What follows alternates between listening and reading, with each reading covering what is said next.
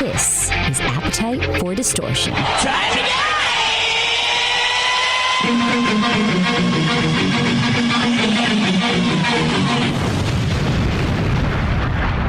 And welcome to the podcast, Appetite for Distortion. My name is Brando, episode 53. My goodness. Thanks to everybody who listened to episode 52.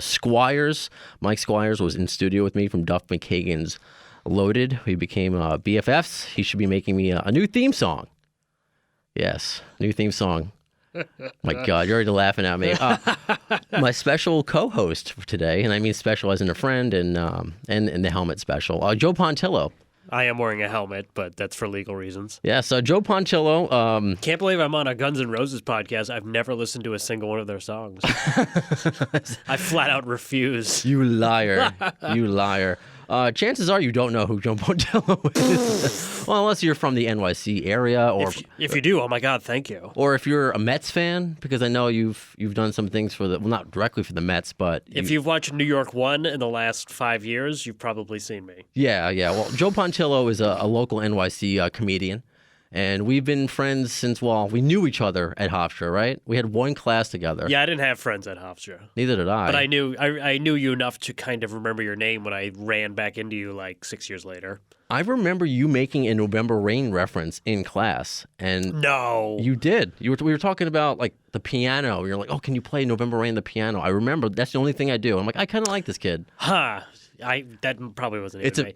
It's a vague. Funny enough, yes. November Rain is actually probably one of my least favorite Guns N' Roses songs. All right, nice to have you on. It's nice to have you on the show. It's nice to have you on. It's my favorite song ever. Sorry. Is it really? Yeah. In that case, you're allowed to have an opinion. Did they have a December Rain? They should have done a sequel to that on Chinese Democracy. That would have been funny. Well, Joe Pontillo, we've done radio before, but not for quite some time. We worked on a now defunct Long Island rock station, and we've done some morning radio together. I'd like to think we were the reasons it's shut down. Hopefully, because that station was garbage. Well, it turned to garbage. It was very heritage, and then the owners of the company killed it. I don't care because I would never work for them again, so it doesn't really matter to me. No, it's okay. And you're not naming them by name, so, maybe they'll start a new startup radio station, and you'll be the first person they call. Yeah, I'll say no. And they'll be like, no thanks. Brando, we're going to run it into the ground within 6 months. Are you in? So, Joe and I mean, it's funny. I had a quote morning show. I was forced to do something while they were secretly killing it in the back. This heritage rock station, and they turned it to news. And I had this listener-hosted morning show where the average person would be my co-host for the day, and that's just death because I'm dealing with strangers in morning radio. Right, most normal people are terrible and have nothing to say. Right. I mean, I'm pretty bad by myself, and I'm supposedly a professional. Most of the shows are just people going like, yeah, I'm on the radio. Call in with your requests, and I won't play them because I have no control. Yeah, no, that's it. But then I started to, not to make myself too depressed, not to have a shit broadcast. I started to bring on my comedian friends, so that's when we kind of rekindled a little bit. And then I kind of took over, like the whole network. Yeah, which I want. I mean, because I think you're a funny guy. I mean, and you've been in a bunch of like the famous clubs here in NYC, like where you've played Gotham, right? Yeah, and I was on their TV show, Gotham Comedy Live. Yeah. So it's basically like working there. And you have a new special out now? Is it on Amazon? Yes, it's called Delete Your Account. It's up on Amazon, totally free. Amazon or Amazon Prime. Amazon Prime, sounds more legitimate. Like you actually have to do something to get it other than typing my name in the search bar. Yeah, because that's kind of like what I just say to people to do. If you're on iHeartRadio or Spreaker, just type in Appetite for Distortion, or of course just follow us on Facebook or Twitter at the AFD Show. But the reason, other than of course I missed your face and your comic book T-shirts that you wear all the time. I get that a lot. Is because today, in a few minutes, we're going to be speaking to Jim Florentine, another comedian. Yes, who probably won't remember me, but I think we worked together in Connecticut maybe like 5-6 years ago. Yeah, because what a lot of these touring comedians do, that they'll have local people on and open for them, and that's how it works. Kind of like, I guess, paying. If it was up to him, I would not have voted for him. But, ask him. We'll find out. But I was, at least for a while, sort of friendly with his old partner from That metal the show. metal show, Don Jameson. Yeah, former guest. Yeah, I used to drive him to some gigs here and there. Okay. He's also a fellow Mets fan, so Yeah. we bonded over that. I still have his number in my phone. I don't want to be that guy because I know of another comedian who's like, I got Ed Helms' phone number. I'm like, okay, what are you doing with that?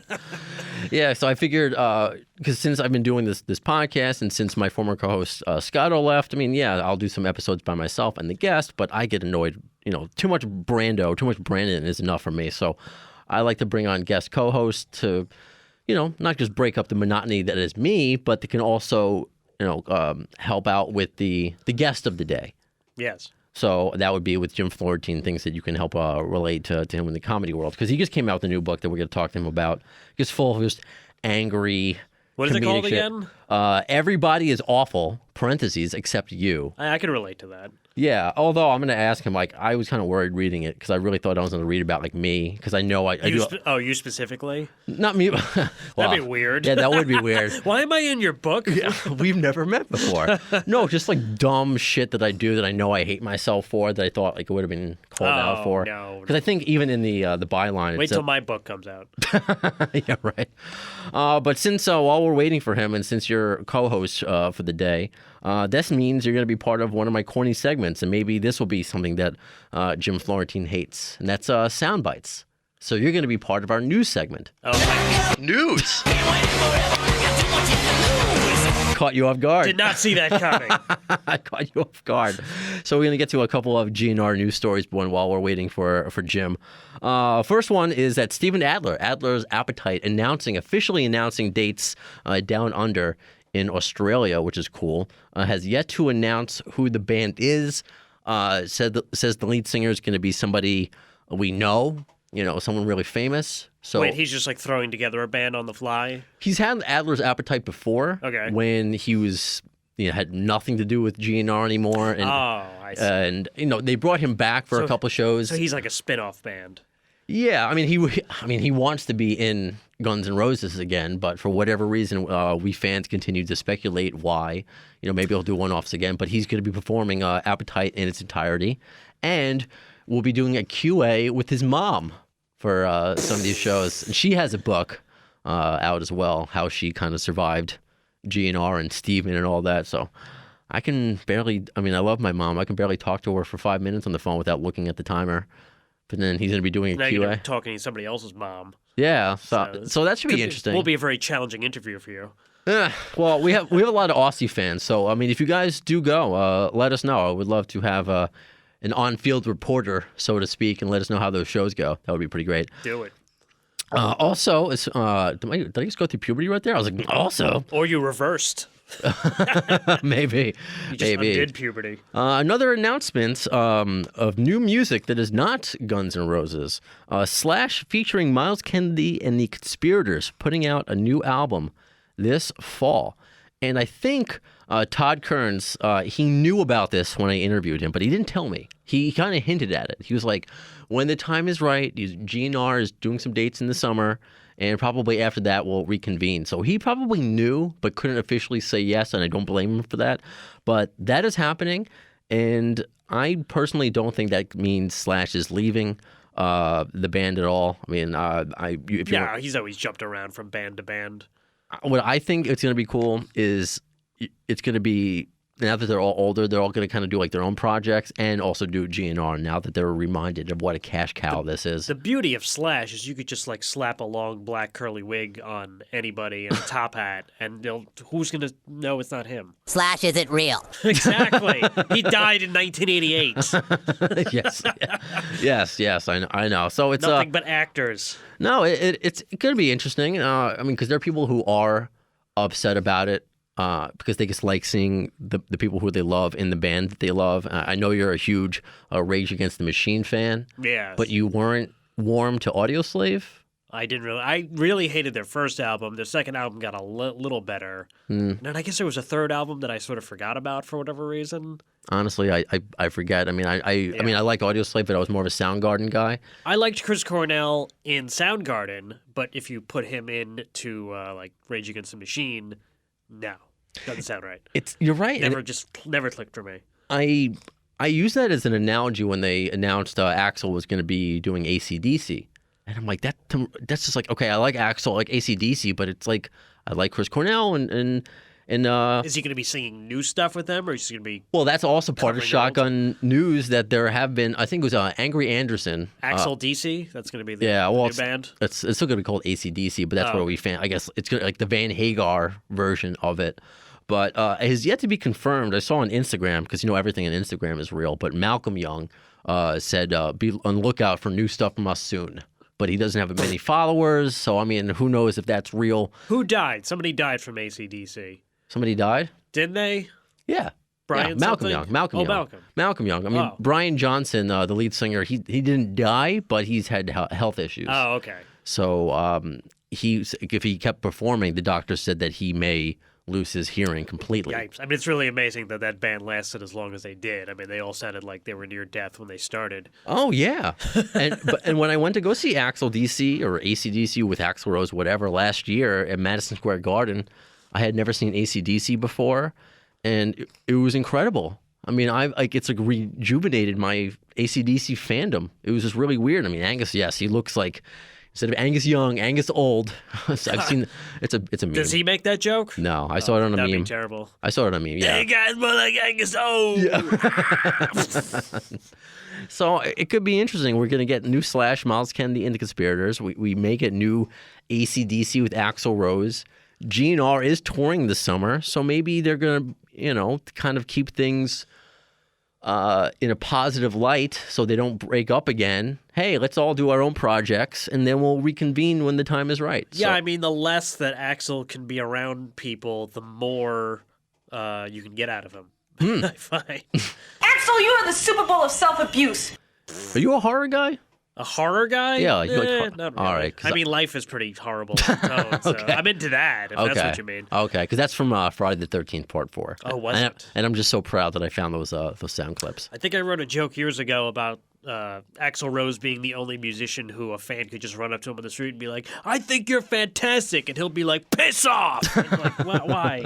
He's a nice guy now. He's calmed down. Did he mellow out a little bit? Yeah, he seems to be all smiley. Didn't he set like Michael Jackson on fire back in the day? No, that was a pyro. Oh, right. Why would he? I think I'm combining my are you on the tragic show? concert stories from the 80s. I think so. Well, I remember watching Metallica Behind the Music, and one of their big stories was the time when they went on tour with Guns N' Roses, and James Hetfield got set on fire. Yes, James. Because, that's what you need. Like, yeah, man, just have flames coming out of the ground. Yeah. And that's also when his voice changed and that band went downhill. But I think it was the fire. And then Axl came out and was like, the sound doesn't sound good, so I'm out of here. And they showed like some B-roll clip of him just like flipping off a random audience, probably not even from the same show. No, that's what they did. And then a riot broke out. And, yes, I think it was Montreal. Ryan. Yes. A lot of people. It takes a lot to piss off the Canadians. They don't riot for anything. Although, I mean, because we're still waiting for Jim, because you're a hockey fan. They did that in Vancouver. Remember? You're coach now. Even if the Canucks are not in the playoffs, they'll still riot. They take offense to everything that happens. I don't We know. win, burn the city down. We lose, burn the city down. We don't make it, burn the city down. And I think that was when they had the coach that you guys have currently, right? Tortorella? No. Right. Yeah, I was going to say Tortorella looks like a guy who actually starts riots in his spare time. No, Alain Vigneault, right? Who's like so milquetoast and boring. I hope they fire him after this year. Yeah, well, as you know, I'm an Islander fan, so it's garbage. Look, there's more hockey talk in a GNR podcast. At least you upgraded from a guy who looks like he does meth to, who is it, Garth Snow now? Yes. Who also might do meth. That's ridiculous. But a better strain of it. I know. So these are a lot of things that we talk about that I want to talk about with Jim, because in his book, it's a lot of people that just piss him off. And I'm wondering, because he went on about like Facebook and just putting yourself out there. And I wonder, like, that's why maybe, like, Axl, he doesn't put himself out there. Because people just make up shit, about you. It's dangerous. Especially as a comedian, when you guys are... Even, like, you give an interview for something, and you give it to somebody to edit, they can edit it any way they want and make you look terrible. I'm not going to do that. Don't worry. Wait a second. I didn't even think of that. That's why you made me sign that NDA. Yes. And your vial of blood. Mm. Well, I just gave that to you willingly. Yeah, I know you It's just did. kind of my thing now. I drained a lot of blood out of my body, and I just give it to people. Have you seen any of the Geno members in concert in any form, Velvet Revolver, anything like that? No, I have not. What was the last concert you've been to? I think the last concert I went to was Danzig. Okay, were we at the same show? October 2015. Oh, okay, then no. I just went recently at the Paramount. And You went. We were thinking about going to that one. Oh, okay. All right. Not me and someone else. That's just how I refer to myself. I'm one of those people. Well, my wife is like a massive Danzig fan. She saw Sam Hain like the night after Halloween a couple of years ago. Oh, I gotcha. I ended up bailing on because I had to go open for Bob Nelson. Oh, okay. Well, I don't know if Jim Florentine is a big Danzig fan. How could you not be? I'm hoping he releases Mother 2018. I think we're due for that, right? I'm not sure. Jim, are you there? Yeah, I'm here. Hey, hello, sir. I wanted to awkwardly bring you on to I think my we show. summoned him with Danzig. Hey, it's Brandon. Very nice to meet you. What's going on, man? Not too much. This is quite an honor to talk to you. I've been a fan of you for quite some time, and I'm here with my co-host for the day, Joe Pontillo, who opened for you once, so I assume you remember him very clearly. Oh, yeah, definitely. What's up, man? Is he the guy that hit on me after the show? Sorry about that, man. It was No, moment of where weakness. was it? Probably one of the tree houses in Connecticut, maybe like 5 years ago. Okay. I know those shows all blend together up there. Yeah, pretty much. But that's cool, man. Right on, right on. So, Jim, this is so cool. I know we've spoken to your That Metal Show brethren, Don Jameson, a month or so ago, but I've been following you since the Opie and Anthony days, who've just opened my eyes to a lot of great comedians, and of course, when That Metal Show was on, when I'm still hoping that it comes back in some form, because you guys certainly have the fan base for it. And of course, we were talking about your new book, which I started reading yesterday, which honestly it's not even like one of those BS radio things. Oh, it's so funny. I was laughing every page. Everybody is awful except you. Words to live by. Yeah. So first, before we start getting into GNR stuff and more about you, how long did this book take you to put together? I want to because that's the most important stuff. About 3 years. It's basically based off my podcast. I do a podcast every week. Comedy Metal Midgets, where I just rant about different stuff, and mostly it's about like social media, like bad posts and fantasy football and man caves and all that stuff. So, and I just wind up like basically transcribing like parts of the podcast and kind of putting it in a book form. It's great because you actually I have to learn from him what it's like to have a successful podcast. But I'm going through the Facebook part of your book. And I love, of course, you put out you bleeped out the names and the pictures or whatever, but you're actually taking real statuses that your fans give you, right? And it's just like, what? Yeah. Oh, that's amazing. It is amazing. And I thought of you last night because a stupid Facebook thing happened to me last night because I'm going to be interviewing, I believe next week, Roberta Freeman, who was one of the backup singers for November Rain and that whole Use Your Illusion tour. And when I've announced to fans before, I get a lot of like, oh, wow, I can't wait to hear from her.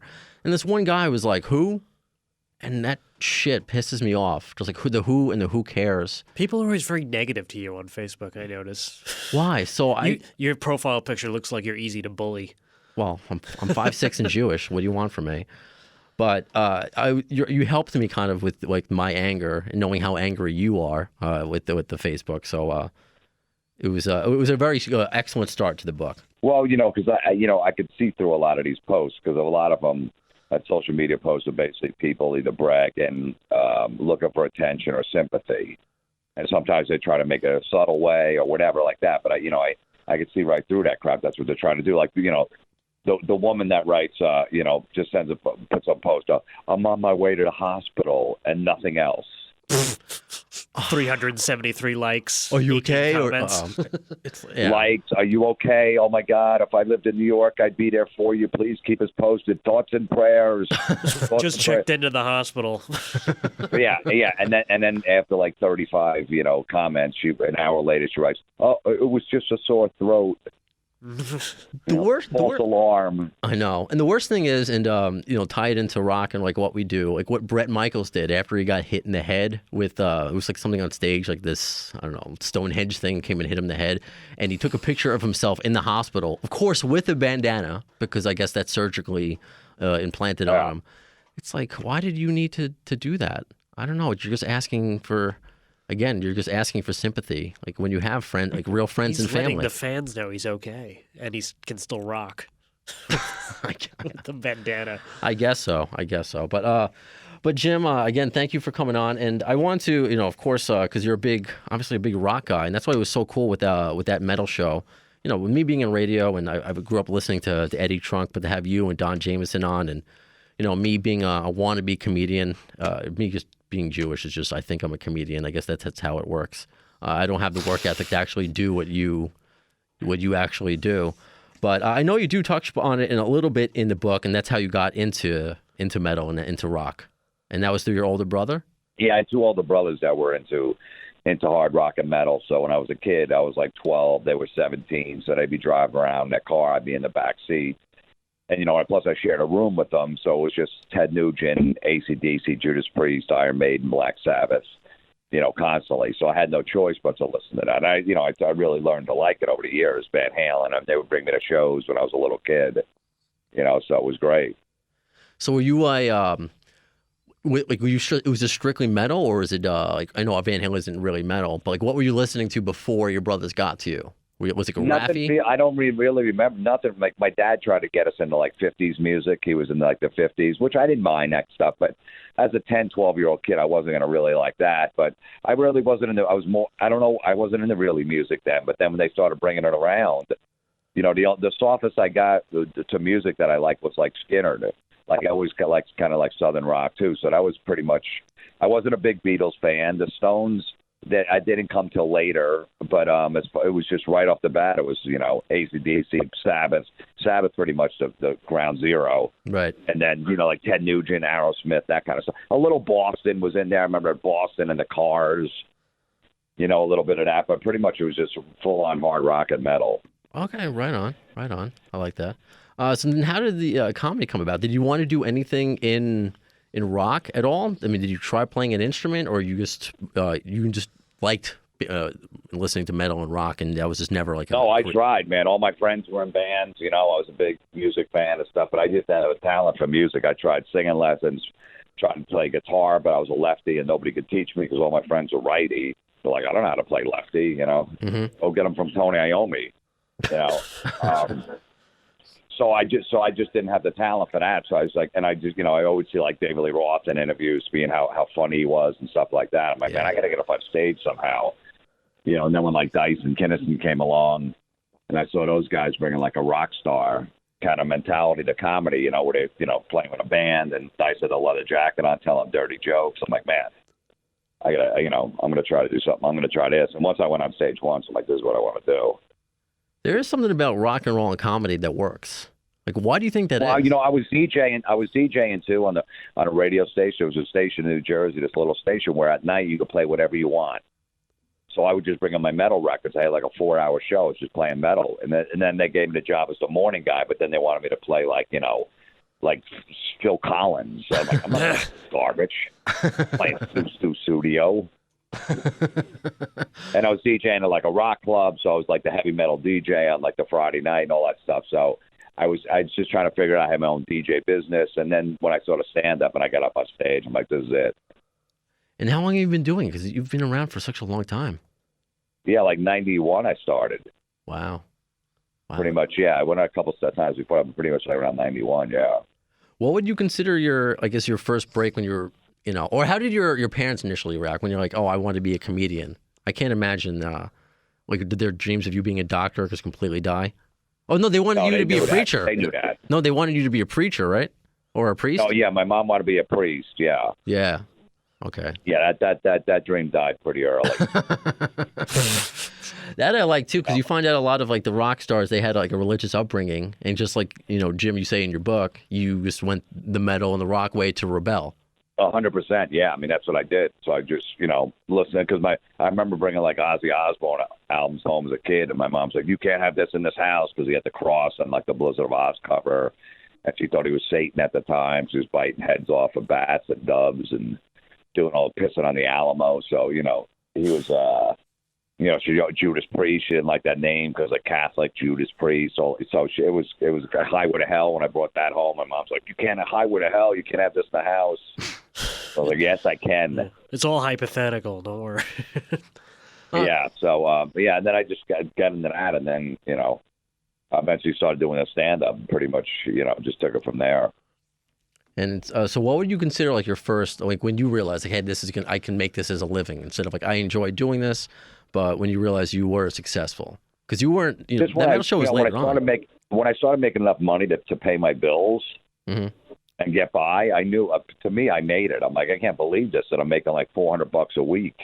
And I was still living at home at the time, so I moved back in because I was just starting out. I said, all right, if I got to do this, I don't want to be working a day job all the time and then try to work at night. So, and then, getting a little crummy apartment and stuff. But just that I was making a living doing this, I'm like, this is awesome. Because I didn't care. I'm a low-maintenance dude. I'm like, whatever. I'm just let me sleep on a couch. I'm good. So that's when I realized at first. I'm like, wow. And now I think let's see where I can go from here. But just to make a living doing it was great. Because you had Jim Norton do the forward, and him, and I mentioned Don Jameson before. There is like a rock community in the comedy community, it seems.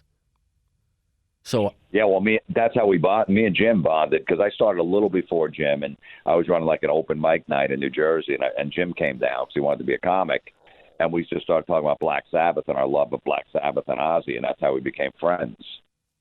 And then Don Jameson was working at MTV years ago. He worked there as a producer on like a comedy show before I started doing comedy. I met him.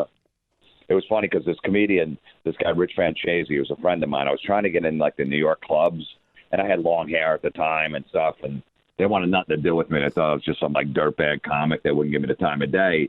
And my friend knew Don, and he brought me to like this Christmas party at this comedy club, and he goes, hey, I'm going to introduce you. That guy's a producer at MTV.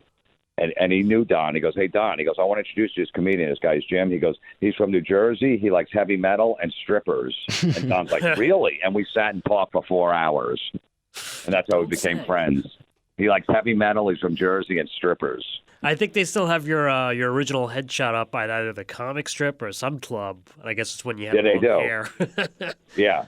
I kept it up there. They said I could change it over the years. I go, no, that's my original one. I was doing that. I had that out even before I was doing comedy. Right. I just got some headshots done. I had a friend that when I was DJing, I just had headshots for some reason. I can't really remember why, and I just used those as my first headshots. Right. I want to talk about, because obviously it's a Guns N' Roses podcast, but now let's get right to it, man. Yep. Who cares about this comedy shit?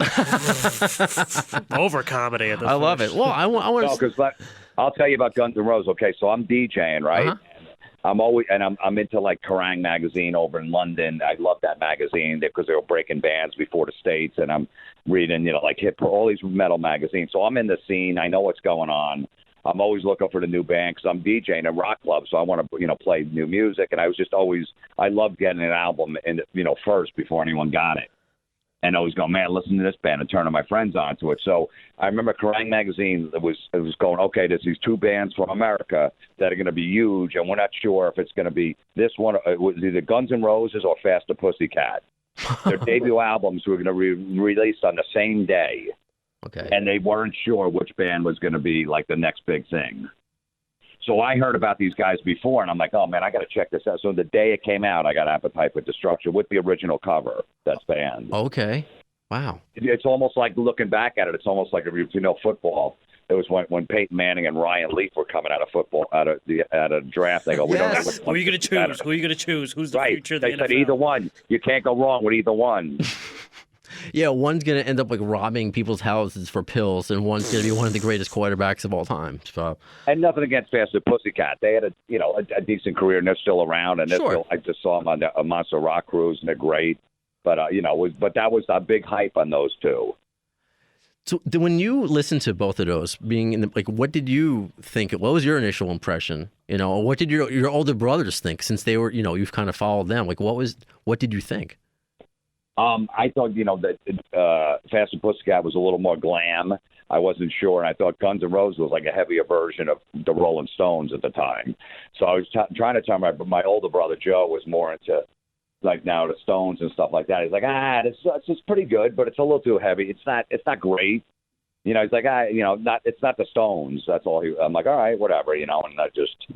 they weren't really into it, but I just started playing right off the bat. I loved it, man. I couldn't believe it. And then, they had no videos, no nothing. There was no promotion. The album was just out there. Nobody knew. And then, they started playing the Welcome to the Jungle video on it like after midnight. They wouldn't even put it on during the day. Right. It was like in 2 a.m, I believe. Yeah, which was crazy. So throughout the years, did you ever see the original band? I saw them at the Ritz. I was at that famous show. Oh, you were? Oh my God. Okay. Yeah. Wow. I saw him somewhere else, I think in Jersey. I can't remember. It was a blur, but I know I saw him some other time. What was that Ritz show like, though? That's iconic. Yeah, no, it was amazing, man. It was because it was almost like seeing a band.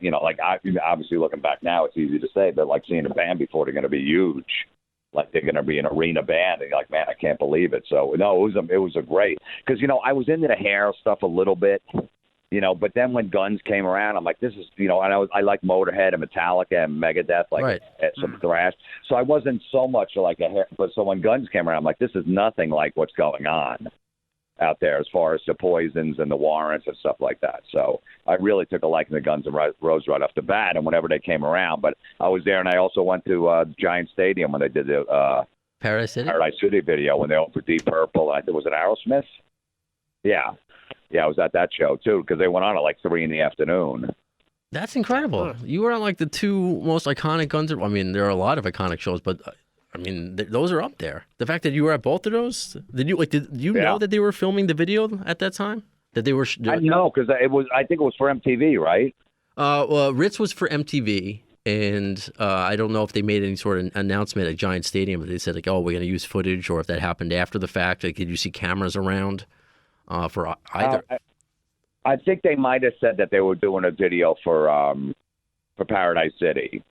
I'm pretty sure they did say it. If you see the stadium wasn't full at the time because they were the opening band. They were on. Obviously, it's during the day, so it was like 4 p.m, and they were just starting to catch wind. I mean, they were getting, I think Sweet Child of Mine, was out for 3-4 months, and people were like, oh man, this band's good. So they weren't like, a household name yet. Right. But you knew, though. That's so cool because you can say that, of course, like hindsight, but you, in the moment, you're like, oh, there's something different. And that seems to be the common theme about this band, that there was something different about them. I loved it, man, because and looking back, and then I hear an interview. So I'm a big Rose Tattoo fan. And, Guns was a big Rose Tattoo fan. And they basically, they were on the Sunset Strip, and they see all the bands wearing the spandex and the makeup and all the stuff. And they said when Rose Tattoo came out, was doing some shows, they went and saw them, and they're like, oh, man, look at these guys, tattoos. They're all dirty. They're smoking cigarettes. They're drunk on stage. You know what I mean? They're not pretty boys. They're missing teeth. They're like, oh, man, we want to be. So they all, I love that sound, that kind of AC/DC sound that they had. And they said we pretty much saw that image. We're like, we want to go in that direction more than wearing spandex and doing all the other stuff that the rest of the bands are doing. And I'm assuming because you kind of bring that thing, the same thing to your comedy as far as just, I'm going to say whatever I want. I go up there. It's like, it's the opposite of what today, and that's what your book is about. The opposite of how today everyone's so censored. People are afraid to be themselves. Nobody has balls anymore. But of course, back in the day, Axl had all of that, but he would show up late. He went too far with it. Or did you think that? Or you were or you go totally far enough? Yeah, were you totally into like, this guy's crazy, I like it? Or you were just more of like, hey, be like Brian Johnson, be a badass, but at least go on stage. No, I don't remember the time. When I was still seeing him, he was pretty much going on stage on time. I'm sure I saw him on the Use Your Illusion tour. I just can't remember. Mm-hmm. But I don't remember sitting for 3 hours. Okay. For him to come on stage. So I don't remember that. Okay. But I do remember, when Axl had his version of Guns, I saw them a bunch of times before Slash and Duff came back in the band. Yeah, and they would go on at at midnight or whatever like that. It was no, I just knew. I always tell people, don't bitch about it. First of all, you're going to a rock show, okay? Sorry if you're not going to get home till 2:30 in the morning. Ooh, so you're gonna only have 4.5 hours sleep. You get the rest of the week to sleep. Nothing more metal than being the same guys on Monday Night Football. Oh, it's too late. I'm like, so you can't go to bed at 1 a.m. if the game goes into overtime. It's your favorite team. They play 16 weeks out of the year. Get over it. Yeah, no, you're absolutely right. And because I never got to see the original band, but I saw, I've seen the reunion or the whatever they want to call it now, the semi-reunion. But I saw the version you probably saw with DJ Ashba. But like, what did you think of that? Because obviously being a big metal guy, I thought it was great.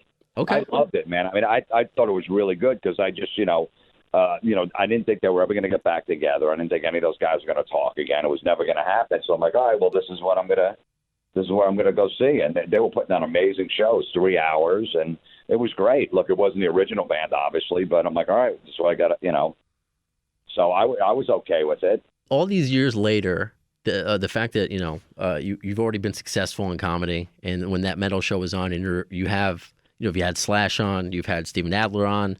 I don't remember if you've had Duff on, but of course, yeah, we had Duff on. Duff, okay. Yeah. I think you've other than Izzy, I think you've had everybody on, obviously including Axl and that infamous. What was it? 5 a.m. You guys had to be awake the entire time, and you were just interviewing. I think that's what Don Jameson was telling me, that you were, other than interviewing like Bumblefoot, you were starting to you're so bored you were interviewing those people around the stadium, just waiting for Axl to come down. Yeah, that story gets twisted, and then once again, I don't care if I was up for 72 straight hours. I'm interviewing Axl Rose. It was his first TV interview in like 20 years. Everyone's like, I felt bad for you guys. It was so late. I'm like, I've walked out of strip clubs at 6 a.m, got right on a plane, and been up all night. Right on. You know what I mean? So what's the big deal? But no, this is what happened. This is the story behind it. So I guess Guns was doing a tour at the time, and they had some new management or new road manager or whatever, and they wanted to promote the tour. So they said, all right, how about VH1 come down to Miami and film the concert, and they'll put it on VH1. And, and promote the new tour. The Guns is out there, and they're doing a tour, and they're going to see how good this band is. So Axl agreed. So he said, yeah, okay, yeah, no problem. And then he said, and then the new manager said to VH1, hey, Axl will do an interview with you guys, but you guys have to come to Miami. And we're like, really? All right, we'll come to Miami, absolutely. So we went down there, and they go, but in the you could interview the rest of the guys in the band too, and Buck Cherry was opening, I think, and we interviewed some of those guys and make a whole show about it. We go, yeah, no problem, we'll definitely do that. Meanwhile, he didn't tell Axl that we were going to interview him. He just figured, I'll get the crew down there, let him film it, and then I could just say Axl didn't want to do it, and at least they filmed it, and they'll still show it on VH1. Oh. So he was afraid to tell Axl. That was the thing. Like, he didn't want to tell Axl a month before, because Axl could have easily said, no, I don't want to do it, or whatever. So he just said, so then we get down there, we do all the interviews, we watch the show, which is an amazing show. It was Miami, so they didn't go on until midnight. They get off at 3 a.m. I remember that. They got off exactly at 3 a.m., and we didn't get it beforehand, the interview. And then after the show, we find out that Axl just found out after the show that we're there to interview him. He's like, they're going to interview me? He's like, yeah, they really want to interview you. And he's like, oh, man, I wish I would have known about this. Well, I'm going to need some time to get ready and shower and unwind. I go, okay, changed. Do whatever you got to do. So they made Axl look like the bad guy, like he made us wait. He didn't. So, it's when he gets off stage at 3, he probably finds out at 3:30 he's got to do an interview or something. And he's like, all right, well, my first TV interview in a while, I'm going to, 3 hours on stage running around like a maniac and doing all that. He's unwinding, whatever his process is, unwinding. And then, he showed up about like 5 a.m. We did the interview with him. Yeah, that's a story that hasn't been told, and that's interesting. Especially... And he was nice as could be, and he just said, hey, just don't ask about if the original band's going to get back together, because he's come with DJ, he feels comfortable with DJ, it's his buddy, and he hasn't done an interview in a while, so he just wants him there.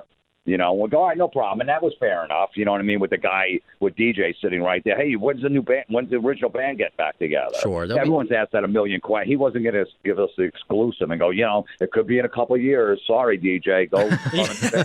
Go run along now. Yeah. Go call Nikki Sixx and see if you guys can start a new band. Oh man, that's see, that's management. Like, what the fuck? Like, especially since he's interviewed with Eddie Trunk before, so you would have thought, you weren't just like, I don't know, maybe if it was, hey, these two comedians, if he didn't know perhaps Jim Florentine and Don Jameson by name, he would have been like, I don't know these guys. And again, this is a hypothetical, but he knows Eddie Trunk. And it's just management not communicating that, and then the word getting out there, making Axl look like he's making you guys wait. And the fact that he was willing to do that. Even if it was, like, who cares if it was at 8 o'clock at night or 5 o'clock in the morning. I don't care. You know what I mean? It's like it's no big deal whenever we interview them. We're talking to one of the biggest rock stars ever. We're asking them questions that we wanted to ask them since the band came out. It's a little late. I don't know if I could do it. I only have a 3-hour window, so make this happen. Yeah, this is this is nuts. Do you think that was probably your biggest fanboy moment of that metal show, or what may have been? Because that was huge. Yeah, I would say that was because you never think you're going to meet Axl or any of this or that stuff. So it was just and let alone interview him. So yeah, that definitely was without a doubt. The only part that I didn't like about it is I'm in Miami and I had to stay sober until I interviewed Axl. If we would have interviewed him before the show, I'd been pounding beers, watching the band from noon to 3 a.m. And I just said if we get him. We're supposed to get him after the show. I got to stay sober for this. Oh, that's too good. So since you're also a big AC/DC fan, and you've had Brian Johnson on the show before as well, what do you think about what's going on now? I saw them last year at MSG. I was personally blown away of how good they were. But I was at that show. Oh, okay. All right. Well, it's phenomenal. I saw them in Philly a few days after that. The last show they did. Oh, wow. Phenomenal. And I'm assuming you've seen, well, I'm not the original with Bon Scott, but you saw AC/DC with Brian Johnson, correct? I saw AC/DC with Bon Scott. My older brothers took me. You did? Oh, wow. Yes. Yeah, at the Garden, they opened for Ted Nugent on the Highway to Hell tour. Oh, wow. Okay. That's something else. So then, for you, you've seen so many versions of AC/DC. Do you like the only one I didn't see was the original one back in Australia in '72. Was it Evans? Right? That's Dave Evans, yeah. Yeah. But that's still quite incredible. So, what? I mean, obviously you enjoyed the show, but do you like how it's continuing? Do you like how the transition was made? Because people thought he kicked Brian Johnson out of the band, but that doesn't seem to be the case if you actually read between the lines what they're saying. What was your initial reaction? I guess my question is. I wasn't sure, because I don't know, because I don't know what happened with Brian. It was kind of, there was rumors of what went down and all this other stuff. And then, one day Brian's out of the band. I just saw the tour. They played at MetLife Stadium in Jersey. I saw it. It was amazing. And then all of a sudden he's out of the band. They're like, wow, that's weird. And we're going to have a bunch of guest singers. I remember that announcement. And I had tickets for the Garden show already. I'm like, all right, I go off to wait. And then all of a sudden, you hear Axl's in the band. I'm like, what? Why? I go, what? That came out of nowhere. And that's kind of a weird move. Yeah. But I knew Axl was a huge AC/DC fan. They would always do they were doing Riff Raff, a whole lot of Rosie. Right. When Guns would do their show with Axl's version of Guns N' Roses. So I knew they were big AC/DC fans. But I guess, I don't know. I don't know. I thought I heard this or read this somewhere that Axl called up and said, hey, if you guys need any help, I'll come down and audition. And he came down and he blew him away. But I guess they, at AC/DC at that point, they had to come back with a big name. I don't think, the guy in the Back in Black tribute band would, even though he would have sounded just like Brian and done the Bond stuff good, I don't think that would have worked. I don't think they could have done arenas. I think the AC fans were pissed. They thought maybe something shady went down, but even if it didn't, everyone loved Brian. Now he's out of the band, and who's this guy? He's in a band from North Carolina. So I think they needed a big name to pull it off. Yeah, that's the weird thing now about with Stone Temple Pilots. I mean, I know the guy was on the X Factor or whatever, but it really is interesting when a lot of these bands, especially bands we grew up with, and obviously you're older than me, Jim. I'm 34. A lot of with members changing, and people just become it's like their family. It's like mom and dad breaking up. It's like a family getting divorced. So people just take things a little too seriously. So I wasn't sure of your opinion, but you seem to as long as it rocks, you seem to be down with it. Well, the thing with Stone Temple Pilots and even like Alice in Chains, right? Their singer died, so they had, it's not like, hey, what happened with Brian? Did you kick him out? Were you dumb? So that's where it's a gray area there. So if Brian would have passed away, you're like, all right, well, Brian's not around, so we're gonna have to get somebody. So everyone would be a lot more acceptable to it, I think. True. So I always say this. I said that year, whatever year it was, 2016, Axl Rose got Comeback Player of the Year that year between Guns N' Roses and AC/DC. It was unbelievable. He was an animal that year. No, you're right. And the fact that, again, it's coming from a hardcore AC/DC fan. And when I interviewed Scott Ian, he was also at that show. He said it was the best AC/DC show he's ever seen. And Scott Ian is definitely very opinionated and would say it sucked if it sucked. Right. Because you weren't expecting it. You weren't sure what to expect. You don't know the dynamic on stage between Angus and Axl. And it was cool how the dynamic was because Axl kind of played the Brian Johnson role where he kind of kept to the side by the speaker and rocked out over there and let Angus take the full, the center stage and that whole walkway that went out into the crowd and stuff, which worked well. Yeah. You know what I mean? Like Axl didn't, I don't need to be Axl and Guns N' Roses for this band. And it was cool that he did that. You're looking forward to, because there are rumors out there about them making new music, not just like a tour, and he helped them finish the tour. Well, would you be interested in hearing that? Yeah, I mean, absolutely. I mean, AC/DC is one of those old school bands where they have to put an album out before they tour, like almost like Judas Priest. Like they won't just do a tour; they have to have a new album and then they tour. So they've always been like that. So I think if they're going to tour again, they want to put a fresh material out there first. Yeah, but that'd be interesting to hear Axl playing. Cliff Williams is not in the band anymore, too. Right. So that hurts. So you really got just Angus. Is the only original member. So let me ask you that, because that's something we also have spoken about, like branding. And obviously, Jim Florentine has become a brand, and Guns N' Roses is a brand, even when it was DJ Ashba and Buckethead. But it's the brand that sells. Do you think they should like change their name, like a Coverdale, plant in Coverdale kind of thing, or is it really AC/DC anymore, even though they're playing the songs? I mean, that's just such a big thing with rock fans of just when to, just how to proceed. Yeah, well, with AC/DC, I mean, that's such an iconic name and everything. And Angus was, the main guy in AC/DC, the whole time, and he's still there. So I don't know. I don't see them changing the AC/DC name. Not at all. Yeah, no, I get it. Angus Young and Friends just doesn't work. It's like a Looney Tunes thing.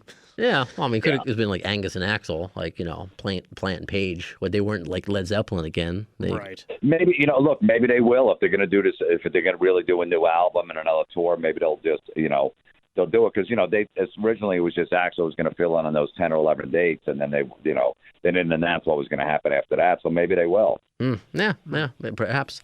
I didn't get to this part, and this will tie everything with concerts and of course your book. The only concert thing that I actually got to read was about the Scorpions. Your story about how this hot girl used you to get up stage, and you hated the Scorpions. Yeah, I found her. Like I snuck all the way down to the front. It was general admission, and I snuck, and then I went to go get a beer, and I saw this hot chick, and I go, hey. I go, where are you sitting? She's like, I don't know. I forget what she said. I go, I can get you down front. I go, just follow me. She goes, really? So we get down to the front row, and she was a big Scorpion fan. She's like, thanks so much. And next thing I know, we're in the front row. We're making out. I'm like, this is unbelievable. We're making out. She starts flashing the band. She starts flashing the Scorpions. And the band's going crazy. They're like, give me the thumbs up. They're smiling. They're pointing over. And I'm like, this is the greatest. She's grabbing my dick. I'm like, this is awesome. It's like she was auditioning for them with you. Yeah, I know. I had no clue. I was like 20 years old. I'm like, I had a bad mustache and a mullet. I'm like, this is the hottest chick that's ever even looked at me besides the strip club. And then as soon as the show was over, one of their roadies or someone came over and goes, hey, here's 2 passes. The Scorpions want to meet you guys backstage. Like, oh man. This is going to be amazing. We get to the backstage door, and she went through, and then some big guy stopped me. I go, no, I got a pass. He goes, no, just a girl. I go, no, they said they want to meet us both. He goes, no, just a girl. And I remember the girl's name was like Stephanie or Stacy, and I'm like, Stephanie, they won't let me back. And she never even looked back. Wow. Just completely dusted me. I'm sorry. I'm sure she got hepatitis or something, so you won out in the end. So. Right, and then I was mad at the Scorpions for a couple of years. Those guys, you know what I mean? Like, meanwhile, but I didn't realize at the time, like, why would they want to talk to me? I'm going to ask them, hey, was that someone's dog on the Animal Magnetism cover? Was that Rudolph's dog? You know what I mean? Like that's what they want to hear from some dude with a mullet and a bad mustache. Right. You would just be asking some like nerdy music questions. Those are the worst questions ever. Who's that on the Blackout cover? Is that Rudolph? It looks So that ties into like what concert experience like it pisses you off, like things that bother you, like everybody's like what would fall under like everybody's awful like concert habits people have. I think I got a thing in the book about concerts about right. I think get to that part. Yeah. There's a little section of that. Like the guy with the big head drives me nuts. He's always in front of you, and people filming with their phones. So you know what I mean? Like I gotta watch the show through your phone as you're filming. Like who's gonna watch that footage? Well, yeah, I guess people post it, but I guess so. Are you for? I mean, obviously with comedians, I think Dave Chappelle started it, like not to bring your phone in, and I get it because you're ruining a joke. You can't. It's not like a song where you can hear a bunch of times. Like if it. But with bands, are you for? Like we were just talking about Danzig when you jumped on. Are you for them like prohibiting pictures and photos? Are you down with that? Once in a while, I'll take a quick picture just to document where I am for myself. You know what I mean? Like, right. I'll do that. But, a quick thing, my phone's not up for more than 5 seconds. I'm done. I put it away. And that's it. I've never filmed anybody. I don't think I've ever. No, I have never filmed. What am I going to? It's not going to sound. It's going to sound like crap. I can go on YouTube and see the same song professionally shot with 6 different cameras. Right. You know what I mean? So, like, let's just say somebody films Welcome to the Jungle. The Guns. Okay, so you're going to go to work tomorrow. You work on a construction site, you're going to go, oh, man, I was at the Guns N' Roses show. Listen to this. As, a circle of saws going off right over there. This guy's hammering. It's on your iPhone, on your little speaker. Who's going to want to listen to that? Yeah, holding up your phone for more than 5 seconds at a concert is obnoxious. Like, that's it. No, it is. Like, what are you filming? Like, you're going to go home and go, what? You're never going to watch that. You just go, oh, what are you going to put? So you're putting it online? I don't know. But at comedy shows, people really don't film you. Right. If you do, you just tell them don't do it because I'm working on jokes and I don't want them out there. It's different with a band because they're playing the songs that everyone knows and they're filming or whatever. But no, I don't like it at all. I don't like the phones up constantly. I got to watch the show through this guy's phone, and they're filming constantly. It's like, just watch because the phone's a major distraction too. Then you got people texting during the show. It's a major distraction where people aren't focusing on the stage. Oh, I hate it because it's usually, of course, dark, when all the lights go down. And all of a sudden you can see this bright light just come up and it's someone's phone. They're texting. And it takes me out of the moment when I'm not on the phone. And I'm a little like Jim Norton. I needed my pictures. And as far as like the video, if I wasn't involved in radio, I probably wouldn't do it. But I look around that it's not in anyone's way. It's just like right in front of me. Like I'm still conscious of like everybody else around me while I'm still being and you should somewhat be. awful. That's good. You're respectful. That's what everyone should do. If you want to film or take a picture, just look around you. Make sure you're not blocking anyone's view. And if you sneak a few rows in front of you, make sure you don't stand in front of somebody that's really small. Now you're blocking their view. I'm always self-conscious about that too. Yeah, tall guys in the back. Especially, yeah, I would say I think I put in the book. I said measure people's heads when they're coming in the door. They got to stand against the wall in the back. Yeah, it should be in like height order. That's how it should work. I think they should do it like that. I do want to get to a couple of fan questions for you because it wasn't just me who was excited that you were coming on. This one is from my buddy Big John Studd down in Washington, D.C. He heard that you were just on a Stone Cold podcast recently, right? Yeah. So he wants to know like what, because I know Don. We had Don Jameson on. Of course, he's been on tour with Hookers and Blow, combining comedy and rock. So what do you think works better, comedy and rock, or perhaps comedy and wrestling? Have you ever done anything like that? Like maybe if there was like a house show or independent show, and I don't even know if that exists, because there seems to be some sort of like rock and roll attitude in wrestling as well. Like, would you think that would even be a possibility? I don't think so, because as a comic, you don't want to get booed for your jokes, so you don't want to be the bad guy out there telling jokes. I don't know. I love that they rile up the crowd and they say stuff where they're going to get booed, and they love being the villain. But for stand-up comedy, I don't know if that would really work, where you're telling jokes with people just screaming at you and booing you, because it really affects your timing and Sure. and the way you deliver it. To me, that'd be very distracting. So I think a comedy and rock could work. If people know there's a comedian, if they know the comic, and if the set's not too long, like you can't do a half hour right before Guns N' Roses goes up. Sure. Another one I got is from Doug from Milwaukee, and this is actually I thought it was a great question. Assuming all these bands are in their prime, who would be the headliner? Ozzy, Van Halen, Metallica, or GNR? Ooh, that's tough. I know, right? And I don't even want to say GNR just because they're my favorite, because I don't even know if I... They should go on next to last. Man, that's a really tough one because it's... I might just... For me, I'm just thinking like maybe like age-wise and just as far as paying your respect to your elders. That's the only way you could do it. But you're saying in their prime, these bands in their prime right. would headline? No, you're right. It could easily be Van Halen. With David Lee Roth, it could easily be. But then Metallica, which band would be the most cleanup?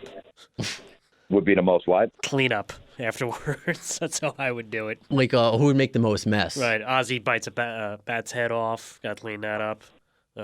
Yeah, I don't know. I don't. That's a tough one. AC/DC could be thrown in there too. Yeah. Oh yeah, no, absolutely. I was gonna. Yeah, he didn't put that in there, but I was gonna mention that as well, easily. Yeah. So, yeah, you can easily say pass, or they all play at once, making really some weird, horrible sound. I didn't see the Metallica Guns N' Roses that tour. I didn't see that.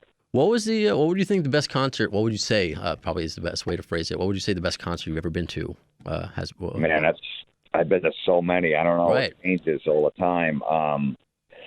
Whatever. Now that there's obviously video of Guns N' Roses at the Ritz. That was amazing. Because I'm sure I was drunk, and I just remember being there and it being an amazing time. That was definitely one of them.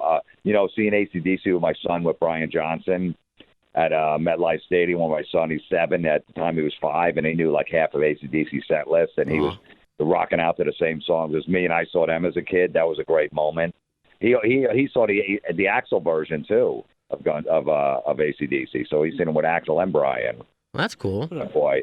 But then I saw Rage Against the Machine back in the day at I forget the venue in New York City that they knocked down right on 52nd Street, whatever that place was called. I was there for years. Can't remember what that was.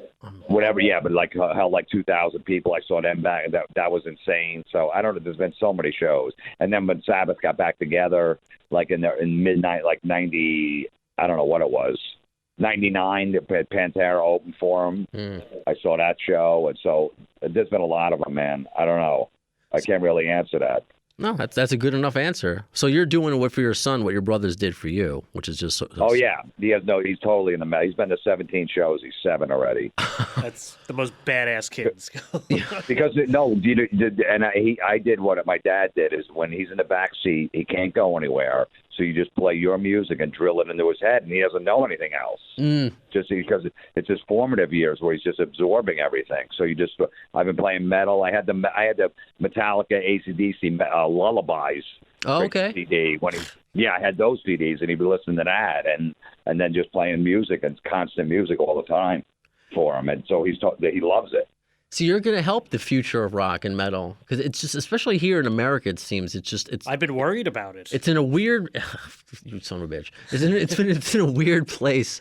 It seems, especially with the younger generation. So when you were talking about you in high school, when people, he's metal, he's weird. Obviously he's 7, so I don't know how cognizant him or his friends are of that. Does he have long hair yet, or? Yeah, he's got long hair. No, but my nephew, who just graduated high school, went to 2 different high schools, and he said there was no more than 2 kids in his whole high school, in each school, that liked metal. So he couldn't. When I went to school, half my class went to the concert. We'd all show up the next morning in Ozzy T-shirts or AC/DC. That's awesome. You know what I mean? We all took the train. Half the school went to the shows. Yeah, no, I can't. Nothing like that happens now. That's awful. Jeez. Well, look, you had MTV back in the day, and that was huge. There was visual to the and they were breaking bands left and right, and you saw them, and you went, and then the radio was playing all that stuff too. So when MTV went away, and the radio barely, it doesn't want to break any bands, and it's hard rock or metal bands, then it's really tough to find a band. Right. They finally brought back Alt Rock Station in New York, which is not even, No, enough. Well, it's classic. It's classic rock. It's like they play Bad to the Bone every fourth song. I already heard that. Oh. yeah, but I mean, like the newer stuff, it's like Portugal the Man. It's just like a lot of the. It's like pop rock. It's not even. It's not real rock or metal. What alternate rock was to us growing up, which was it was grunge, but it was like Nirvana was that. Just a lot of Monster Magnet. The grunge stuff was always heavy too. You know what I mean? Alice in Chains and Nirvana. Soundgarden, you know what I mean? They had a heavy, there was definitely a Sabbath vibe to it, especially Nirvana, I thought, and then a lot of it. So that stuff was still heavy. So as we're, and that's what you guys did, and that's why I loved that metal show, and we all did so much, because, in addition to, of course, interviewing people like Slash and Axl, you would give your recommendations. So, I mean, obviously, everyone, you've been asked this question a million times. Do you foresee it coming back in any form? Because, I mean, you guys have the fan base for it. And I think, I don't know, I was looking at a tweet from Eddie Trunk the other day that Netflix said no, or which boggles my mind because they'll put on the most mundane bullshit on Netflix. And why wouldn't they? So what do you feel like? Where are you now, I guess, if anywhere in the that metal show world? Absolutely nowhere. The thing is with a TV show, we were just, the hosts on the show, we have no say on when a show gets canceled on where it could go next. We don't, you know what I mean? Like we were just, part of a show, and the cast of a show. Like the cast of a TV show when it gets canceled, you can't go up to, when James Gandolfini was around and The Sopranos was no more. People going up to, dude, you should get that show on Showtime. You know what I mean? Amazon Prime. That's a great show. Like, he had no control over it either. So we have no say. It's like a corporate decision, and the network owns the show. They didn't want to do it anymore, and that's it. You know what I mean? So if I knew the head of Netflix, he was my best friend, I could go, hey, can you put that metal show on? It's still, I have no power to do that. You know what I mean? So it's not like we can go out there and pitch it, and then and they and Netflix, well, we're waiting for someone to ask us about it. You know what I mean? So VH1 owns the show, and that's it. They could do whatever they want with it. And they don't care. They're not looking to go, hey, if you guys want to put it somewhere else, to them it's done. It's, and that's it. It's with every TV show. Any TV show that gets canceled, like a network owns, they're not thinking about, I wonder if we can get it somewhere else. They just ran its course.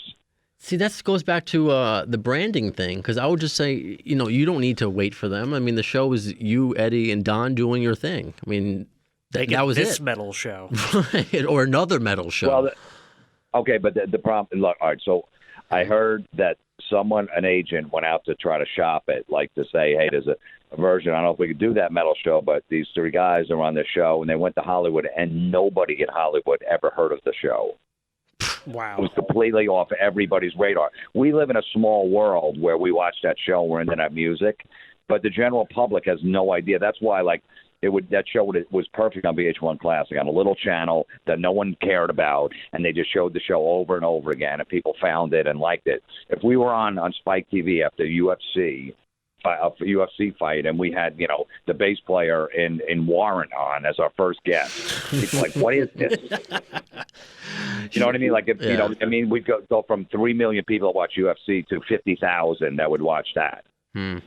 So you got to, the show was really specific to that audience, so it worked on that little channel. So I don't think Netflix is waiting for a call to see if they can get the show. You know what I mean? So in our little world, it's a big show, but overall, look, I walk around and people go, rarely do people go, oh my God, you're from that metal show. If I go to an AC/DC show, yeah, but when I go food shopping, nobody's like, oh my God, you were on that show. Yeah, no, I guess I can understand that, but again, I guess just to be devil's advocate a little bit, in Netflix, everything seems to be very, I don't know, localized or a niche to something. So I just feel like there could be something out there, and there's been there's a new channel, AX, what is it, AXS? Access TV, you mean? Yeah, Access TV. There it goes. Yeah. I'm trying to spell it because I know.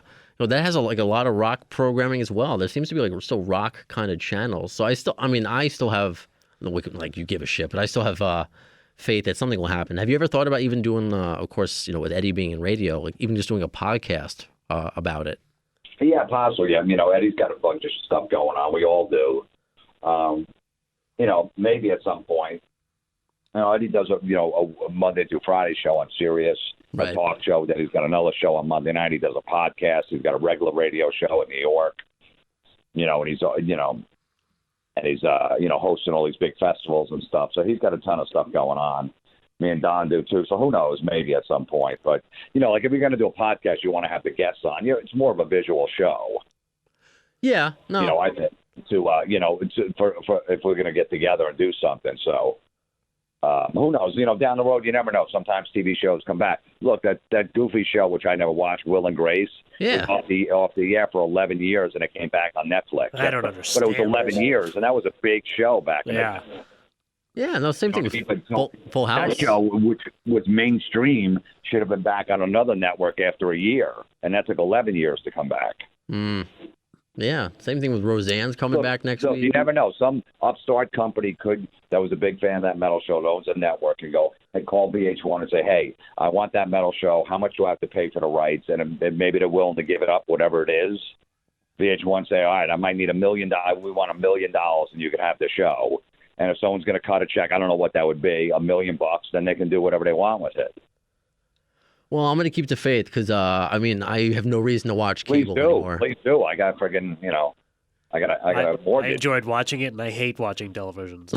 It's a combination of my two favorite things, metal music and comedians I don't hate. Yeah, look, we had a great run. I just know, when you get on a TV show, it's almost like dating a chick that's way out of your league that you have no right to be with, and eventually she's going to dump you. You just cherish every day. And at least you had the success. They don't tell you if you're doing another season. You go basically season to season, and so you don't know. After one season, you're like, oh my God, I hope we're not done. They go, oh, we're going to do another season. Like, oh my God, we're going to do it. That's amazing. And after that one, we're going to do another one. Like, oh, that's unbelievable. I can't believe that we're still doing it. How many did you end up doing? I forget. Season one. I don't know, but I know it was on for 7 years and 130 episodes. That's so much. That's just crazy. And that's a lot for TV to 130 episodes. That's huge. And you weren't doing it with the guest of the bassist from Warrant. You were getting top-notch rock guests, and it was the only place that I can go. And VH1 Classic, the channel as a whole, is gone. I like the Metal Mania videos. I haven't seen. I want to watch a Wasp video every now and then. Those people are out there because these bands are still touring. Yes, they're not selling arenas, but that base is still there. So that's why if there's a base for a Fuller House, I think there should be a base for that metal show, and there is. And I'll keep the faith for you. But in the meantime, of course, you're still on tour doing comedy, and your successful podcast and this brand new book, which I will finish reading, and it's been hilarious thus far. It's available everywhere, right? Online, Barnes and Noble, all that stuff. Yeah, it's on Amazon. Everybody is awful except you. If you hate social media, it's basically a book of rants. And I identify with a lot of it. I was afraid that I was going to be part of the people that maybe that was awful, because I think it says, because I play Pokemon. I'm sorry. I wouldn't have admitted that right now. Is he going to hang up? We lost him. No, you know what? See, I wasn't even mad because, people always send me topics to talk about. And when Pokemon came out, everyone's like, oh, my God, please make fun of Pokemon. Make fun of this. Make fun of these people who walk around with their phones like zombies. Okay. And to me, I just said, it's no big deal because no one's going to be talking about it in a month. It's the whole, maybe even 3 weeks, it's going to be over. So it's no big deal. No, and it did. It went out pretty quick. I still play every day, but I don't walk around. I'm so bored here because NYC. I'm so bored here in New York. So I'm like, especially if I'm stuck in traffic, I just put on Pokemon Go and I'll just catch some Pokemon. That's it. Yeah, no, whatever works. I don't care. Look, and if I said at the end of the book, if anything in here, if you do, and I didn't write the book to make you feel guilty. Oh, no. Like an Opie and Anthony, speaking of Opie and Anthony, they mentioned something about ketchup one day. I go, I don't like ketchup. I'm like, you don't like ketchup? I go, no, there's no reason. I'm not a kid. I don't use ketchup anymore. That's right. And it's been this whole rant about ketchup. I was like, why? I like to taste my food, and it went on, and I put a whole thing in the book about, ketchup is for kids. And I go, look, if you like ketchup, I don't want to discourage you from not liking it. I want you to think I better not put it on because I don't like it. You know, like I make the Hindstock comparison. like I make the comparison. Like I like heavy metal, and I can understand why people are like, how could you still like a band like Judas Priest? Like I liked them when I was a kid, and you still go see them and you buy them. And you know, you shouldn't. And no one's going to shame me into not liking heavy metal, no matter how. And you could easily make fun of it. Like, why would you like that music? It's whatever it is that. But you're never going to go, I'm never going to go, you know what, maybe they're right. I'm going to start listening to this, you know, Drake. Give me some of that Cardi B action. Jesus fucking God. Music on into fucking God. Oh, no, it was nothing like I would have been offended by, because I know your sense of humor, and I'm not that, you know, I'm not a social justice warrior. You know, I'm not a millennial. I'm not, so I mean, I still laugh. I'm just like, I didn't want to be any more of a self-loathing Jew than I am. So I'm like, oh, God, what else is there that I should hate about myself? But as I'm reading, especially with the Facebook stuff, I mean, I don't brag like that. And especially, you know, you hit the nail on the head with the LOLs after someone types, like with a joke. I hate that with such a passion. It is beyond me. So there are a lot of things that a lot of people can identify with. In your book, it's basically, you know, because it's basically like everyone's competing with each other on social media, you know, and competing for likes, competing with friends, competing putting this picture up because this guy's doing it and this I have to keep. It's all of that. And whatever new is out, so everyone's doing the same. Whatever's new, what is everyone doing? Okay, then I need to do that. It's like you're basically trying to fit in. You know what I mean? Like, you know, you're back to like in high school. Like in high school, that's what you did. You tried to fit in. You were socially awkward. You wanted to make friends. You weren't sure. So you kind of went with the trends because you just wanted to hang out. You wanted to go to the parties because you weren't, you know. And then after you get out of high school, like, all right, you know. But these people in their mid-30s and middle-aged people still trying to fit in. I'm like, a woman, if you're a 45-year-old woman, you don't have to write, me and my bestie went to the mall. Right. You're a middle-aged woman. That's for a 16-year-old to write. You're 100% correct. Absolutely. And that's why. Check out my new shoes, by the way. I just upload them to Facebook. Oh my God. I don't understand that. People with the gym and just, there's so many things that are relatable. And that's why, I mean, I've been following your career. I've been a fan of your career. And I'm glad you put it in book form. Do you think, I'm sure you'll have more books. Hopefully you'll have more books in the future. But yeah, hopefully. I mean, you know, hopefully if this one does well, the second one, I'm not sure yet. But, you know, people are digging it and they're buying it, which is good. So, no, I would love to. Yeah. You know, in the meantime, I do my podcast and I just rant about different, you know, crap each week, and that works. People dig it and stuff. So it's all good, you know. I just did a whole one about brunch. I'm not a fan of brunch. I think it's a meal you eat with people you don't like. That's what it is. Yeah. Yeah, it's like I don't want to pay $24.98 for eggs in the morning. I'm not an alcoholic. Yeah, I said that. I don't even remember saying this. Some guy told me, my friend goes, dude, you remember when you said, I go, I don't want a mimosa. I've never had a mimosa to my lips, and I never had a penis to my lips. I don't think I even said the word mimosa. I feel ashamed because I actually like mimosas. Let alone drink one because it's Sunday morning. Oh, yeah.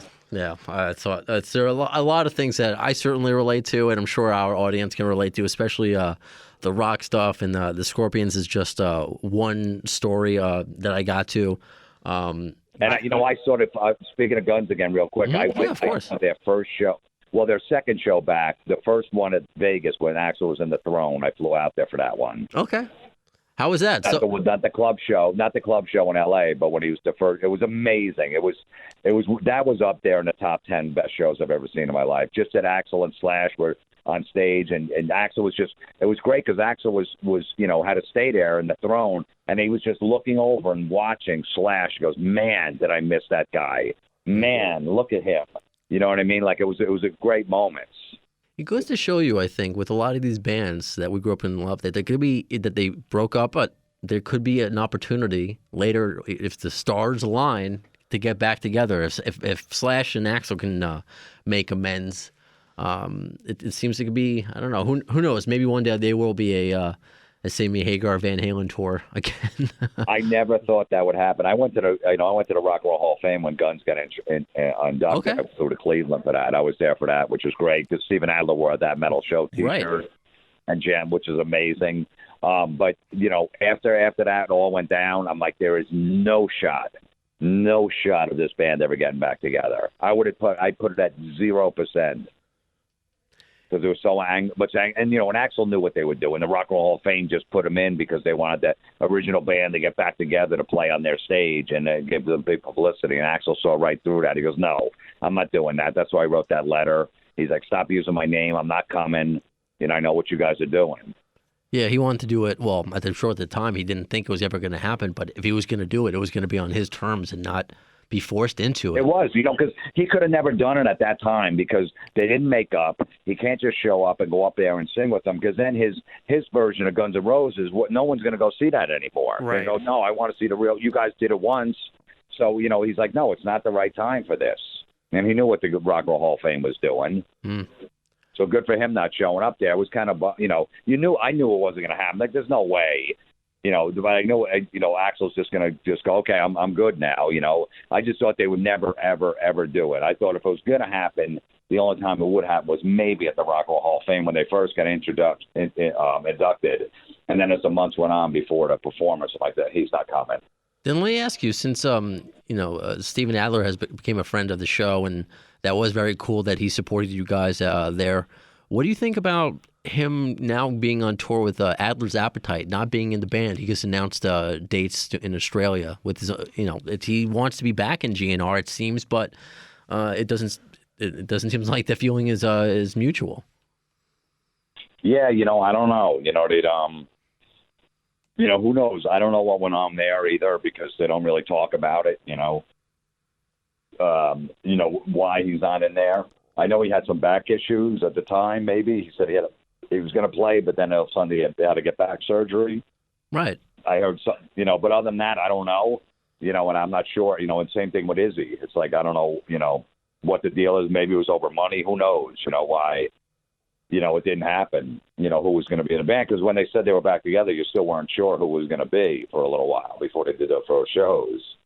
Absolutely. But since you know Steven, does it bother you that he's not in the band? I mean, I don't know if you consider him a friend, but are you just cool with it being the way that it is now? With just it's not from me. It's almost like a family member dating somebody else or whatever. Like I don't want to get in the middle of this. I don't know what went on. Fair enough. And, I'm a big Guns N' Roses fan. Would I like to see all 5 original? Of course, everybody would. And, of course, with Dizzy Reed, we don't forget Dizzy. Right. Dizzy's been in the band since Use Your Illusion days, and he's amazing. He's a great dude, too. Oh, yeah.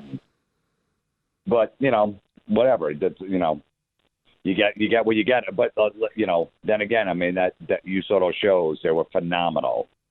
27 songs or whatever they were playing, unbelievable set list.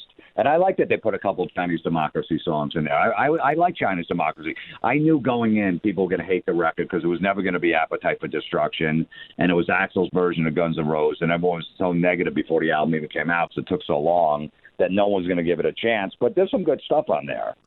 I didn't think it was bad. I liked the record. It took when going into it, you don't know what to expect because it is a different band. So it took a couple listens for a few songs to really resonate. But I still listen to that record today. It's still I hope there's more from that time that gets released. And now because of that record, I'm a huge Buckethead fan. I'm seeing him next month, I believe. Right. No, on a scale of 1 to 10, I give that record a 7. From you, that's 6.5, 7. I think that coming from you, that's a high score. I think because you have standards. No, it was there were some good songs on there. It wasn't a 10. It wasn't a perfect record, but it was good. I think everybody was expecting it to be so bad, like, oh my God, that's not Guns N' Roses, all that stuff. And I'm like, I'm going to give this a chance. I'm gonna, it's almost like when you're a sports guy and someone. A free agent comes to your team that's got some baggage or whatever. You're like, I'm not listening to that. I'm giving him a fresh start. He's on my team. I'm a big San Francisco Giant fan, so Barry Bonds comes to my team. I'm like, all right, I like the guy. He's on my team. I'm going to support him. It's like, all those outside forces. I'm like, whatever. He does great for us. I don't care what he did. If he was a dick to a reporter in Pittsburgh, who cares? He's hitting home runs for me now. Right on. Jim, I thank you for the time. I know we've kept you for a while. And are you on tour right now? Forgive me if I didn't look that up on your website. That's good because then you'd be a stalker. Like, oh, so you're in the. I see coming up. No, I'm in St. Louis right now doing shows. So. Okay, cool. Because I was going to say, next time in New York, I would love to have you in studio. We're in the same building as Q104. Eddie's show is. I think he doesn't do it out of here, but I know Q104. Oh, you're downtown, right? Yeah. We're near Center Street. Yeah. You know the deal. Yeah. I know Avenue of the Americas. Yeah. All right. So I could do that sometimes. I do a lot of shows in New York. In April, I'll be around a lot. So, doing some comedy shows, so I could pop in at some point. Oh, I would love that. And then I'll be like a creep like Jim Norton, and I'll ask for a picture. Yeah, I'm the same way. Me and Jim both with the pictures. I always get a picture. Yeah. I've gotten like 17 pictures of Ozzy. Every time I've met him, I got to get. I'm like, why do I need to get another one? I've got so many, but I still have to. But everyone has its own memory, I'm sure. Yeah, it's great. Oh, love it. Jim Florentine, this has been awesome. Again, I've been a huge fan since the Opie and Anthony days. I can't wait to finish reading your book. I might steal it afterwards if it's okay. Well, you can because it was free with iHeart.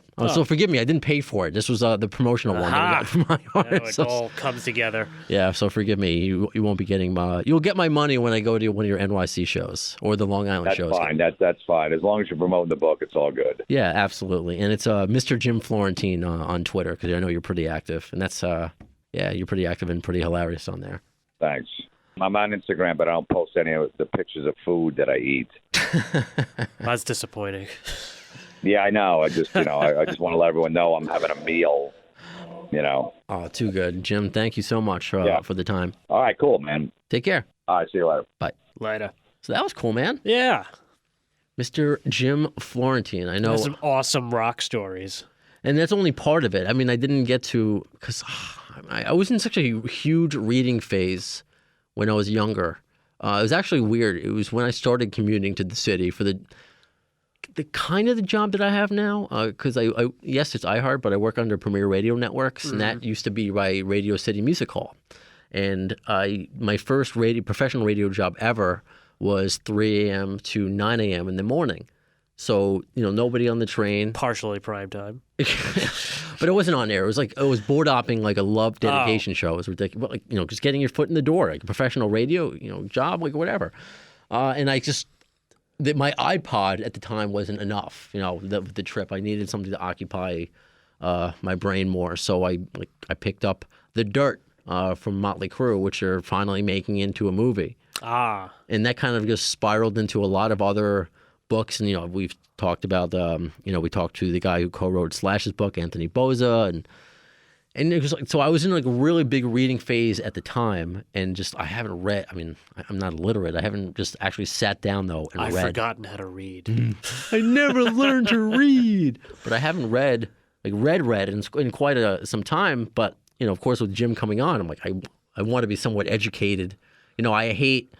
Listening to some of these, because like behind the scenes of what I do. So, Jim, I see on page 37 you use the word frankly. Tell me about that. Or like behind the scenes, like what I do, like why I got this, why I got the promotional Jim Florentine. I shouldn't say me, but like iHeart got it, is because we put on these radio tours in the morning. So like someone like Jim, he'll talk to a morning radio show and it'll be like a 7-minute interview, and that's like one of 20. Right. It's scheduled. And so my job is to edit those interviews, kind of just get the responses from the author, the comedian, the rock star. Like Judas Priest was actually here the other day, and Halford. Yeah, no, they were all here the Wow. other day, but it was too early for me to. It was too early in the morning for me to get here. That would suck, but whatever. Did you not hear what Jim said? You get here. I know. I know. I don't know. It was a blizzard here. I couldn't cross the street without a fucking Sherpa. It was the whole fucking thing.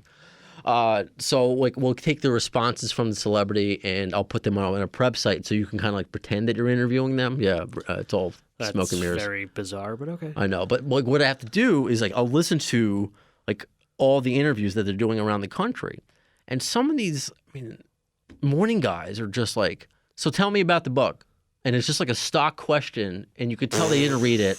So what's this about? Oh, this is your first book? And they have no idea. That's great. That's like Byron Allen when you watch like Comics Unleashed. He's like, so I hear you took a trip recently. Tell me about that. That is Thank you. That's like that is the worst. That is the worst. Exactly. He just bought the Weather Channel. I saw that too. It's gonna be out of. I don't know what's gonna happen now. Topical. Tropical storm OJ's in the news. Ridiculous. But no, I didn't want to be that. I mean, I read some of his book, but I didn't get to all of it, and it really is. Do you think funny. Jim remembered me? No, I didn't. I mean, how good at giving him head were you? 7 out of 10. Just like Chinese democracy. I was the Chinese democracy of head. Oh, that's gonna be the name of your next special. Well, Joe, this was thank you for coming down. I really do appreciate. Yeah, sorry if I wasn't more talkative when he was on. I wanted to let him do his thing. And I try to do that as well. I hate when comedians are trying to like out joke each other on the in real life and in interviews on radio and television. You're a comedian. Easy with the microphone. Calm down. She's getting angry. I'm just so excited. I want to talk more. Now's my time. No, you're one of the comedians. That's why I like you. You're one of the comedians. I mean, I think you're funny, but that gets it. You know, that just gets the. That's why you're Florentine. You just get when people are just full of shit, or you're very self-aware. You know, so I mean, and this ties into his book, but you know, most of me on social media, whether it's on Facebook or Twitter or even Instagram, is just me kind of mocking how other people post. Mm-hmm. You know, and people eat it up because they're like, yeah, that's true. Even people who post like idiots will like what I post, mocking them because they have no self-awareness. And you're making fun of them. Exactly. That's exactly it's perfect. So. If you follow Jim Florentine first of all, but second of all, you should follow Joe Pontillo. Just at Joe Pontillo, yes. Right? You want to spell your nice little? Oh, right, Joe. Well, you know, Joe, Pontillo, and .com. You have some really good parodies of what is it, Matthew McConaughey? Yes, Matthew McConaughey, Lincoln commercial, and I have a Quit Comedy Now commercial up on YouTube if you want to check that out. Yeah, and you have some what was it, like the Evil movie, right? Oh, right. Hank is Evil, the movie, released in 2014. Yeah, it's really hard, like what you guys do and what Jim does, and that's why, you know... So many things are such a complete waste of time.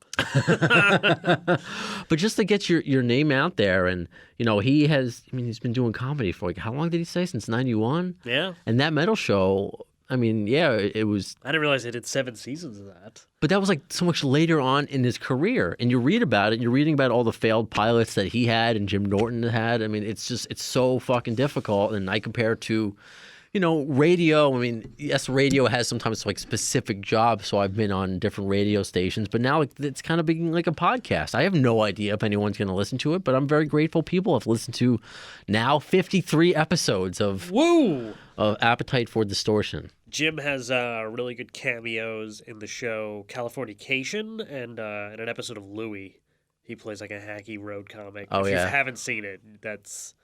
I'm not even that big. I don't even like the Louie show that much, but that was like one of the best performances on He the was. show. Yeah, no, I remember that with seeing him in Louie, and I didn't even want to ask him about that because I don't know. It's too sensitive right now. You know, maybe when he comes in, I mean, you know, since we know each other a little bit more now, I'm not like it's completely relevant. Although last episode, and I put it up on our Facebook, Mike Squires, who was in Duff McKagan's Loaded, when Duff was on the Opie and Anthony show, Louis C.K. was on at the same time. Right. And this was over at you know, the satellite place, and and Mike Squires is a really, really nice guy, down to earth, and he's like. He kind of just made it seem like Louis C.K. just looked at him like he was nothing. You know, like, who are you? You know, like, what are you doing here kind of thing. What does that mean? Did Louis refuse to masturbate? That's kind of what he said. He said he made a similar joke. Oh, God. I mean... He seemed like he kept to himself. I mean, I only saw him in person once, and I think it was when he was filming his TV show. So, but he seemed like he was not somebody who was not very warm. I mean, it seems like maybe I misread that situation. Perhaps. I mean, a lot of comedians, seem to be like that. I mean, I think when we rekindled, I'm like, does Joe hate me? Or is I do, but I'll still use you for various multimedia things. That's fine. But comedians are a certain breed of person who I love, and when it ties into the rock world, like it's just I don't know, it just makes me Yeah, like he was happier. saying, I always like to think of myself as I'm a comedian, but I want to be like a rock star on stage. And I actually, in my special, I have a bit about that. And I'm like, but it just doesn't work. Like, rock stars are having women throw themselves after them after shows. I did a show one time in upstate New York, and some older woman comes up to me afterwards and goes, "Do you like ice cream? There's a great ice cream place in town." And she was just endlessly giving me directions to an ice cream place. I'm like, "Say, this is as rock star as I'm gonna get. I'm gonna get some good ice cream on the way home." And I'm good at neither. I can't play an instrument, and here I try to be funny, and I don't know. One friend told me I'm 60% funny. So 60% funny. Yeah. That's Is that pretty good? probably better than 90% of comedians. So. That is very true. I'm like, oh my god. We always had a good rapport on radio. So Yeah. it's good to rekindle this because I do a podcast with a friend of mine, and I like him, and he's a funny guy, but I feel like he has terrible timing. Like I feel like I'll say something that needs to be bounced off on, and I'll have to wait like 5 minutes until he finally bounces off of me. If he's listening, I'm sorry. But No, it is difficult, and I try to get people on, other than of course the guests, but since Scotto left, and even like when, Ian Scotto initially had mentioned doing a podcast, I'm like, I've done radio with a bunch of people, and just because I'm friends with somebody, it may not work. And you were one of the comedians, because I've done radio with other comedians before, but you were one of the ones that, like, I felt got it, that I really didn't have to pull teeth with, and you can kind of just carry a conversation by yourself. usually. And same thing with me. I mean, it's still a challenge for me, and I've been doing radio for 15 plus years at this point, and this is my first time I would have doing. never guessed that. No, I'm kidding. Neither would I, but this is my first time Yeah, you doing. new with this? Well, I'm new at this podcast game, so this is interesting. So I hope you yourself, Joe, enjoyed your first AFD show experience. Yeah. Is Try- that what I was? Oh, yeah. Yeah, try to learn more about Guns N' Roses next time. I know enough about know. Guns N' Roses. AC/DC, I'm not. That's not my area of expertise. No, I know that, but I know you're. I mean, again, you're more of like you're a rock guy, but like the whole more of like the Rage and. Were you like a Primus guy as well? Were you? I liked Primus. Yeah. I would say I used to more easily know my top 5. It was probably like Rage, some combination of White and Rob Zombie, and then like Electric Six, and who else would make the top 5? I don't even know. At some point, I would have. All right. Yeah, Actually, enough. Rob Zombie and Marilyn Manson are touring this summer. They are. I might want to go to that. almost want to go to that. And Danzig is getting back with the Misfits. I'm on their going. tour. You're going? Yeah. In Jersey? Yeah. My wife really wants to go, and I'm debating if I should buy her a ticket. I think I only they're really expensive, and the only Yeah. reason why I agreed to it because I went to go see Danzig last year. I'm like, I want to see him do Misfits songs with Jerry, but because I got handicap seats, so they were slightly less expensive. How was it in Huntington? It was cool to be in. If you ever been to the Paramounts, it's a really I nice. shot a movie there, actually.